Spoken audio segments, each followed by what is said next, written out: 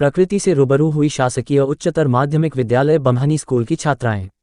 पर्यावरण के संरक्षण हेतु इको विकास पर्यटन विभाग द्वारा वन परिक्षेत्रों में अनुभूति कार्यक्रम कराए जा रहे हैं, जिसमें छात्र छात्राओं को सम्मिलित कर पर्यावरण संरक्षण की जानकारी व प्रकृति से रूबरू कराया जा रहा है।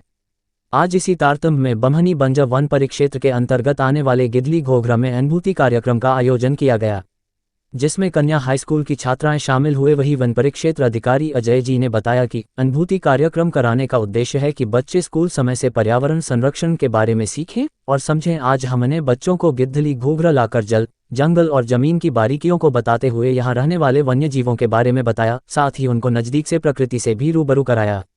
वही स्कूली छात्र छात्राएं भी अनुभूति कार्यक्रम में शामिल होकर काफ़ी खुश नजर आए। साथ ही बच्चों ने बताया कि आज हमने घर और स्कूल से निकलकर प्रकृति को नज़दीक से जाना और समझा, जिसका एक अलग ही महत्व है। साथ ही बच्चों ने कहा हमें जल, जंगल, जमीन को बचाने के लिए पर्यावरण का संरक्षण करना पड़ेगा। अगर हमने समय रहते पर्यावरण को नहीं बचाया तो कुछ भी नहीं बचेगा।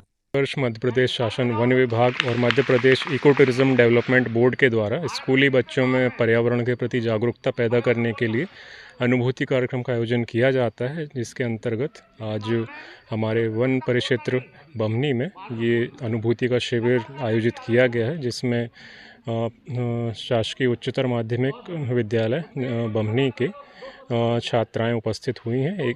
126 छात्राएं यहाँ उपस्थित हुई हैं और उनके साथ में शिक्षक उपस्थित हैं।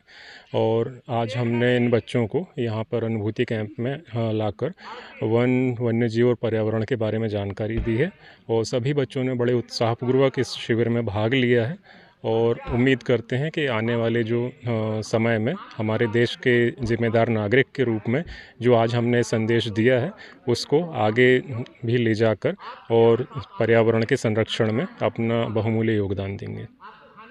सर, पढ़ाई के साथ साथ अदर चीज़ों का नॉलेज होना भी बहुत ज़रूरी होता है। हम यहाँ जब से आए हैं हमें बहुत सारे सर मिले जिन्होंने हमें बहुत अच्छी अच्छी बातें सिखाई। और महुआ, जिसके बारे में हमें सिर्फ ये पता था कि इससे शराब बनाई जाती है, बट हमें अभी पता चला कि इससे शराब के अलावा बिस्किट, मिठाइयाँ और बाकी अन्य चीज़ें भी बनाई जाती हैं और इनकी पूजा भी की जाती है। पूजा में इनका उपयोग करते हैं। और महुआ से महुए के दतून करने से मसूड़े को भी ठीक कर सकते हैं हम। और महुआ का उपयोग कई चीज़ों के लिए भी होता है। आज यहाँ पे आने में आपको कैसा लग रहा है? सर, बहुत अच्छा लगा कि हम पढ़ाई छोड़े नहीं, यहाँ भी हमें आके पढ़ाई का नॉलेज ज़रूर मिला। हमें बाकी चीज़ें भी मिली जो स्कूल में भी मिलता है, लेकिन यहाँ आके और अच्छे से मिल गया। क्या नाम है? जब हम यहाँ अनुभूति कार्यक्रम में आए तो हमें सबसे पहले तो यहाँ पे मतलब पूरे डिटेल से समझाया गया कि हमें कैसे अनुशासन में रहना है, किस प्रकार का अनुपालन करना है और कोई भी शोर नहीं करेगा, अनुशासनहीनता नहीं करेगा। इसके बाद फिर हम जंगल भ्रमण करने गए तो फिर वहाँ पे हमें बहुत से प्रकार के पेड़ पौधे के बारे में जानकारी हुई। फिर इसके बाद सर ने हमें बताया कि छाल के पौधे से हमें क्या लाभ है और अन्य प्रकार के पौधे के बारे में भी हमें बहुत सी प्रकार की जानकारी दी, जिससे हमें बहुत अनुभव हुआ। हम स्कूल में केवल प्रायोगिक देख सकते हैं, लेकिन हम प्रैक्टिकल करके नहीं देख पाते। लेकिन यहाँ पे हमने प्रैक्टिकल देखा कि हमें कितना अनुभव हो रहा है और हमें बहुत ही आनंद आया।